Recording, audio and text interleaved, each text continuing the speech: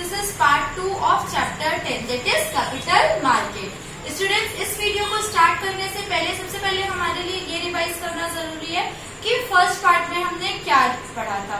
सबसे पहले हमने देखा था मीनिंग ऑफ फाइनेंशियल मार्केट, वो क्या होता है। उसके अंदर दो पार्ट्स थे, capital market and money market. Capital market we have already studied in part 1। Capital market दो पार्ट्स में डिवाइडेड होता है, primary and secondary market. So starting this video with the meaning of money market. क्या होता है money market? It refers to that market where transactions of lending and borrowing of short term funds take place. Students, money market क्या होता है? Money market एक वो place है जहाँ पे हमारे फंड से रिलेटेड ट्रांजैक्शंस होते हैं। What type of fund? Short term fund. Capital market में हमने क्या देखा था कि कैपिटल मार्केट क्या है? वो मार्केट जहाँ पे लॉन्ग टर्म फंड से रिलेटेड ट्रांजैक्शंस होते हैं। यहाँ पे हम लॉन्ग टर्म और शॉर्ट टर्म से क्या समझते हैं?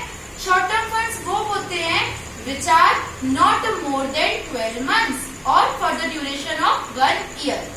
शॉर्ट टर्म फंड्स क्या होते हैं? वो फंड जो एक साल के लिए होते हैं और एक साल से ज्यादा होंगे तो वो कहलाते हैं हमारे long term funds. It is divided in 2 sectors. Money market 2 sectors में डिवाइडेड होता है, that is organised money market and unorganised money market. Organised में कौन आते हैं? RBI and other banks. Organised money market में RBI bank, reserve bank of India और दूसरे बैंक आते हैं। अनऑर्गेनाइज्ड मनी मार्केट में कौन आते हैं? Money lenders. मनी लेंडर्स में कौन आ सकते हैं? हमारी एजेंसीज, कंपनीज और डिफरेंट टाइप ऑफ एक्टिविटीज भी इसमें हो सकती है जो किससे रिलेटेड ट्रांजेक्शन परफॉर्म करती हो? हमारे शॉर्ट टर्म फंड से रिलेटेड ट्रांजेक्शन परफॉर्म होते हो। तो what is money market? Money market क्या है? वो मार्केट जहाँ पे शॉर्ट टर्म फंड्स की लेंडिंग एंड बोरोइंग परफॉर्म होती है। अब हम देखते हैं इसके characteristics. So the first characteristic of money market is, सबसे फर्स्ट क्या है? Dealing in short term fund. Money market किस चीज में डील करता है? जो हमारे फंड्स शॉर्ट टर्म होते हैं for the duration of 1 year और less than 12 months. Second, meeting short term financial needs. Money market में क्या होता है? जो भी हमारी फाइनेंशियल नीड्स होती है related to short term for the 1 year, वो सारी नीड्स भी हमारी फुलफिल हो जाती है। Next is liquidity. Liquidity students क्या होता है? लिक्विडिटी का मतलब ये होता है कि हम किसी भी चीज को कैश में इजीली कन्वर्ट कर सके। तो ये क्या होता है? शॉर्ट टर्म के लिए होता है। हम इसमें इजीली हमारे स्टॉक और हमारे शेयर होल्डर्स, इनको हम इजीली कन्वर्ट कर सकते हैं किसमें? कैश में। ये प्रोसेस क्या कहलाती है? हमारी लिक्विडिटी प्रोसेस। इसमें ये भी इजीली अवेलेबल होती है। Next is safety. अब बनी बात है यहाँ पे शॉर्ट टर्म फंड्स में डील हो रही है तो यहाँ पे हमारे लिए सेफ्टी भी हो जाती है, बट कैपिटल मार्केट में ये चीज नहीं होती क्योंकि वहाँ पे लॉन्ग टर्म फंड से रिलेटेड ट्रांजेक्शन्स होती हैं। Next is lower return. यहाँ पे शॉर्ट टर्म के लिए होता है तो इसलिए हमें यहाँ पे रेट ऑफ रिटर्न जो मिलता है वो क्या होता है? वो भी बहुत ही लो होता है। जो शेयर होल्डर्स को डिविडेंड प्रोवाइड किया जाता है, डिविडेंड मिलता है, वो भी लोअर रेट पे मिलता है। And the last is various participants. Various participants कौन कौन होते हैं मनी मार्केट में? RBI, reserve bank of India, various bank, merchant bankers, financial institutions, बहुत सारे इसमें पार्टिसिपेंट्स होते हैं। So these are the characteristics of money market. अब हम देखते हैं मनी मार्केट और कैपिटल मार्केट का डिफरेंस क्या होता है। So the difference between capital market and money market. सबसे फर्स्ट डिफरेंस क्या होता है? Types of fund. Capital market में it deals in medium and long term funds. Capital market में क्या होता है? ये किस टाइप के फंड्स में डीलिंग करते हैं? लॉन्ग टर्म फंड्स में, मतलब कि more than 1 year. Money market it deals in short term funds. Money market में किस में डीलिंग होती है? शॉर्ट टर्म फंड्स में, मतलब कि 12 मंथ्स के ड्यूरेशन के लिए जो फंड्स होते हैं उसमें। Next is purpose. Its main purpose is to meet long term needs. Capital market में मेन पर्पस क्या होता है? जो भी हमारे बिजनेस में लॉन्ग टर्म नीड्स होती है वो क्या हो सकती है? That is acquisition of plant, machinery etcetera. किसी भी प्लांट को परचेज करना है, मशीनरी को परचेज करना है, तो जो हमें लॉन्ग ड्यूरेशन के लिए चाहिए होते हैं उनको फुलफिल करती है कौन? किसमें? Capital market. मनी मार्केट में its main purpose is to meet short term needs of business. Money market में क्या होता है स्टूडेंट्स? जो भी हमारे बिजनेस में शॉर्ट टर्म नीड्स होती है, जैसे अगर हमने मशीनरी परचेज कर ली, उसकी रिपेयरिंग करवानी है, प्लांट परचेज कर लिया, उसमें कुछ हमें और चीजें ऐड करनी है, तो उस चीज में जो हेल्पफुल होता है वो कौन होता है? Money market. Third is securities. Capital market में कौन सी सिक्योरिटीज में डीलिंग होती है? Equity shares, debentures and preference shares. Students ये सब तो आप जानते हैं क्या होते हैं, equity shares, debentures and preference shares. Money market में क्या सिक्योरिटीज होती है? Trade bills, call money and treasury bills. Trade bills क्या होते हैं? जो कोई भी बिजनेसमैन या जिससे हमें पैसा लेना है वो हमें लिख के देते हैं for what? For a payment of certain amount. ये कितने ड्यूरेशन के लिए होता है? For 90 days. ट्रेड बिल्स कितने टाइम के लिए होते हैं हमारे? 90 डेज के ड्यूरेशन के लिए। कॉल मनी क्या होती है? अब जैसे आप देखते हैं कि बैंक्स होती है तो जरूरी नहीं है कि बैंक में हमेशा कैश अवेलेबल हो सकता है किसी बैंक में कैश की शॉर्टेज हो, तो क्या करते हैं बैंक, एक बैंक दूसरी बैंक से पैसे उधार लेती है, क्रेडिट पे लेती है, तो ये कितने ड्यूरेशन के लिए होता है? फॉर 1 to 7 डेज और we can say for a week. Call money को हम और क्या बोलते हैं? Inter bank call money market. Call money को हम और क्या बोलते हैं? Inter bank call money market. कितने ड्यूरेशन के लिए होता है ये? 1 to 7 days for a period of a week. Treasury bills क्या होते हैं? ट्रेजरी बिल्स वो होते हैं जो आरबीआई लिखता है on the behalf of government. ये कितने ड्यूरेशन के लिए होते हैं? 40 to 364 डेज। 40 to 364 डेज के लिए होते हैं ट्रेजरी बिल्स। इनको कौन लिखता है? आरबीआई लिखता है on the behalf of government. तो ये थे कैपिटल मार्केट और मनी मार्केट का डिफरेंस। नेक्स्ट डिफरेंस क्या होता है? नेक्स्ट डिफरेंस क्या है?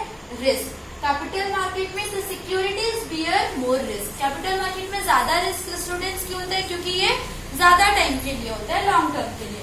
मनी मार्केट में the securities bear less risk. ये कम टाइम के लिए होता है, इसलिए यहाँ पे हमारे लिए रिस्क भी लेस हो जाती है। Return get higher rate of return on securities. Capital market में हमें सिक्योरिटीज में क्या मिलता है? हायर रेट ऑफ रिटर्न मिलता है। मनी मार्केट में get lower rate of return on securities. Money market में हमें सिक्योरिटीज में लोअर रेट ऑफ रिटर्न मिलता है। Guarantee is not given by any party. Capital market में हमारी सिक्योरिटीज की कोई भी गारंटी नहीं लेता है, बट मनी मार्केट में guarantee is given by government. Money market में कौन गारंटी लेता है? गवर्नमेंट लेती है। And the last is participants. Capital market में कौन होते हैं? Foreign investors, banks etcetera. और मनी मार्केट में कौन होते हैं? RBI and other banks. दोनों में बैंक्स तो होती है पार्टिसिपेंट, सिर्फ एक बेसिक जो होता है कैपिटल मार्केट में आरबीआई नहीं होती है और मनी मार्केट में रिजर्व बैंक ऑफ इंडिया का भी रोल होता है। So this were the difference between capital market and money market. Next topic देखते हैं, stock exchange. What is stock exchange? क्या होता है stock exchange? The term stock exchange is a combination of two words. Stock exchange दो words से मिलके बना हुआ है. The first is stock, means which signifies a part of capital. Stock हम किसको बोलते हैं? हमारे बिजनेस में या हमारी कंपनी में जो हम कैपिटल इन्वेस्ट करते हैं, कैपिटल लगाते हैं, उसका एक पार्ट और एक fraction of capital is known as stock.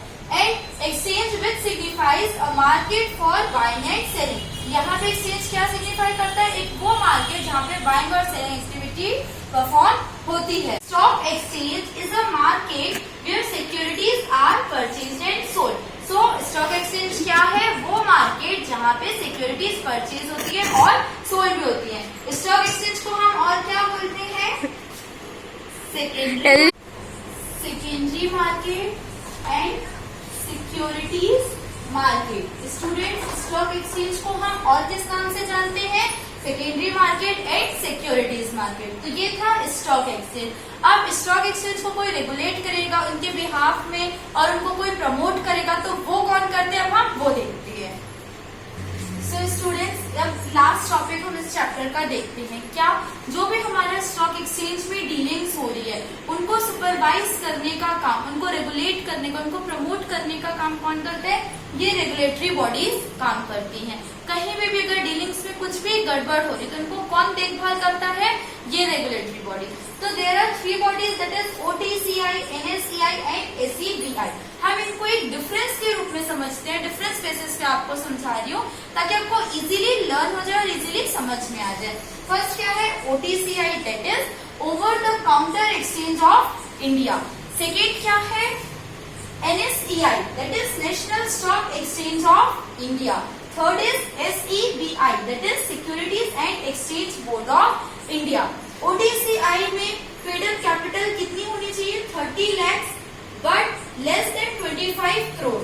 OTCI जो है वो किन कंपनीज की सिक्योरिटीज में डील करती है जिनकी पेड अप कैपिटल कितनी होती है? 30 lakhs but less than 25 crore. Paid up capital क्या होती है स्टूडेंट्स? जब भी कंपनी स्टार्ट होती है तो वो अपने शेयर्स इशू करती है. जब शेयर्स इशू होते हैं और अलॉट होते हैं तो जो शेयर होल्डर्स होते हैं वो जितना भी हमें पेमेंट दे देते हैं उन शेयर्स पे, that is known as paid up capital. तो OTCI जो होती है वो किन सिक्योरिटीज पे काम करती है, किन पे हाथ रखती है अपना? 30 lakhs और लेस देन 25 करोड़ जिस कंपनी की पेड अप कैपिटल होती है. NSCI किस पे करती है? Paid up capital of at least 3 crore. NSCI किन सिक्योरिटीज पे काम करती है जिनकी पेड अप कैपिटल कंपनीज की कितनी होनी चाहिए? 3 करोड़. और SEBI paid up capital must be 25% of aggregate. SEBI किस पे करती है? जिनकी पेड अप कैपिटल होनी चाहिए, जो उनका टोटल अमाउंट है एग्रीगेट में से 25% पेड अप होना चाहिए. OTCI में established in 1990. OTCI कब स्टैब्लिश हुआ था? 1990 में. NSCI established in 1992 and SEBI was established in 1998. अब तीनों के जो ऑब्जेक्टिव्स थे वो बेसिकली तो यही थे कि हमारी जो डीलिंग्स है वो फेयर डीलिंग्स हो, उनमें कोई किसी भी तरीके की लोचा नहीं होना चाहिए, एकदम परफेक्टली होनी चाहिए. लेकिन सबसे जो मेन बेस होता है वो क्या था ऑब्जेक्टिव OTCI का? Raise capital at lower cost. OTCI का जो मेन ऑब्जेक्टिव था वो क्या था? हमारे कैपिटल को इंक्रीज करना, बढ़ाना एट लोअर कॉस्ट, कम से कम कॉस्ट में. और NSCI का क्या था?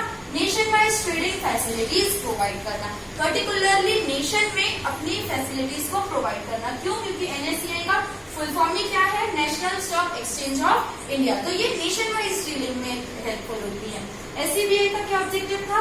Promote fair dealings, safeguards interest of investors. जितने भी हमारे इन्वेस्टर्स हैं उनको सेव करके रखना, उनमें किसी भी चीज की कोई प्रॉब्लम ना हो. और दूसरा क्या था? प्रमोट फेयर डीलिंग्स, मतलब जो भी हमारी डीलिंग्स हो रही है वो एकदम अच्छे से होनी चाहिए, उनमें कोई भी गड़बड़ी नहीं होनी चाहिए. तो ये क्या है? हमारे रेगुलेटरी बॉडीज है जो किस में हेल्पफुल होती है? हमारे स्टॉक एक्सचेंज के ऊपर सुपरवाइज करती है, उनको रेगुलेट करती है और प्रमोट करती है. सो स्टूडेंट्स, अभी तक हमने जितना भी पोर्शन कवर किया वो क्या था? Chapter 10, that is capital market.